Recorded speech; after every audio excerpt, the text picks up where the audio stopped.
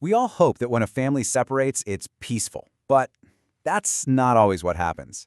For some, the end of a relationship is just the beginning of a whole new war, a very public one.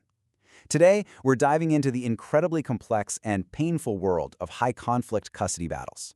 We're going to look at how they move through the legal system, a system that's supposed to bring order, but one that can sometimes end up fueling the chaos. Wow. I mean, that quote just hits you, right? It perfectly captures this grim reality, where the courtroom stops being about solutions and instead becomes a stage. It's a place where all the private pain and hatred get amplified into a public performance, a theater for hatred. It's a powerful way to put it.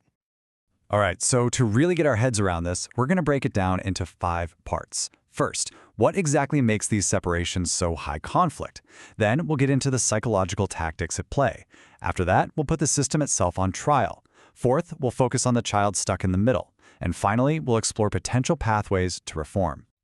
Okay, let's jump right in. For some couples, the end of the relationship doesn't actually sever the connection, it just transforms it. The conflict itself becomes this toxic, ongoing link between them, what one study calls a desperate bond. It's a terrible way of staying entangled long after any love is gone. So what are we really talking about when we say high conflict? It's when the divorce papers are signed, but the war is just getting started. The fighting escalates, and the battleground shifts to focus on the children, with the legal system becoming the new weapon of choice. And you know, what's really devastating is that research shows this constant fighting after the split can be even more damaging for kids than the conflict they saw before. Right, so this brings us to section 2, because this isn't just about two people who can't get along. We are often talking about some really sophisticated and sometimes very hidden psychological tactics. So let's pull back the curtain and look at the psychology of manipulation to understand how this all plays out. A key concept here is something called covert narcissism. Now, this is not the loud, grandiose, look-at-me type of narcissist you might picture. This is different. They carefully build this public image of being the perfect, self-sacrificing parent. But behind closed doors, it's a completely different story of abuse and neglect, and they are masters of plausible deniability, making it almost impossible for others to believe the victim.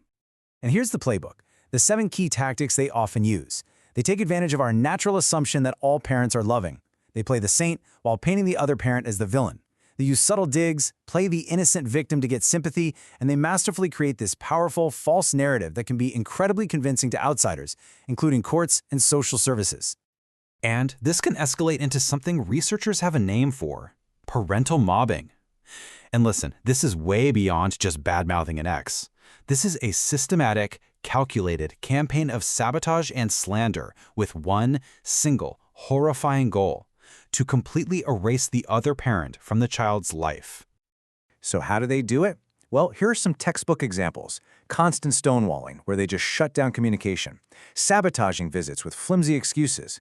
Spreading false stories, propaganda, really, to friends, teachers, and anyone who will listen.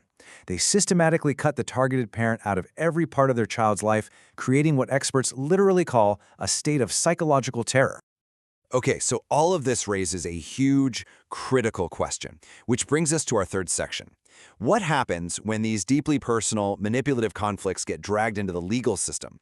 Can the system see through the fog, or does it just become another weapon for an abuser to use? This is the moment a private war goes public, and you'd hope for clarity, for justice, but the reality is often far more complicated. The system itself can become the new battleground, and a terrible situation can become an absolute nightmare. And this quote is a real-world example of how the system itself can get implicated. This is an allegation from a formal grievance against a Department of Social Services attorney claiming they misrepresented the facts of a case to a judge. It's a terrifying example of how the very people who are supposed to be neutral can become part of the problem, amplifying a one-sided false narrative. You know, this is so common there's even an academic term for it: judicial acting out. It's when the court process stops being about finding a solution. Instead, the courtroom becomes a stage for playing out psychological drama. It's a way to keep the conflict going, not end it, using motions and hearings as acts in a never-ending play. And of course, at the very center of all of this drama is the most vulnerable person involved, the child. They aren't just witnesses here. They are often the primary focus of the battle, caught in a devastating crossfire. This is often where you hear the term parental alienation syndrome, or PAS. It's used to describe a situation where a child, supposedly indoctrinated by one parent, begins to completely and unjustifiably reject the other parent. Now, it's really important to note that this is a highly controversial concept among professionals. But whether you agree with the label or not, it's a dynamic that gets brought up constantly in these cases. But honestly, we don't need controversial labels to see the damage. The data is stark. This study found that children exposed to this kind of conflict show massively higher rates of serious issues. Look at this, 43% show emotional symptoms, compared to just 15% of other kids. The impact isn't theoretical, it's real and it's measurable. And the long-term consequences are just heartbreaking. According to research from the National Institutes of Health, the effects can ripple through a child's entire life, leading to depression, addiction, broken relationships, and even causing them to repeat the cycle of alienation with their own kids down the road. This slide is a powerful example of how the battle is fought. You see a child's medical summary, something that's supposed to help them, get twisted into a weapon. A simple note of a behavior concern is taken to court and used as proof that the other parent is unfit, reframing a child's normal struggles as evidence in a legal war.